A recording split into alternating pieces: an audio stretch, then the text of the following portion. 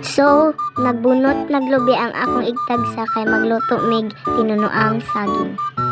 So karon nagkuhag palwa sa saging si Lola haron ihanig sa kaldero pala dili mo pilit ang saging sa kaldero. So karon nagpalot nagsaging si Lola para iyang ibutang sa kaldero. So inguna-una siya guys. So maunang lubing among kalagdon din mauna ingana kadaghan ang saging na among lutoon.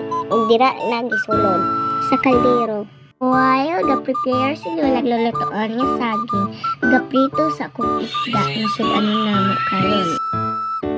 Unya karon si Mami na ang gakagud sa lubi. So naluto na ang gipritong isda. Fast forward, pag human og hugas sa kamot ni Lola, iyan ang gipuga ang lubi. Then, iyan ang gisala din gisagol niya sa saging. O gisagulan ni Lola 1/4 nga kalamay. Then, gibutangan niya og asin.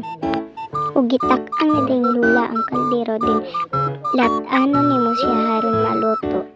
Then, finished product na naluto na.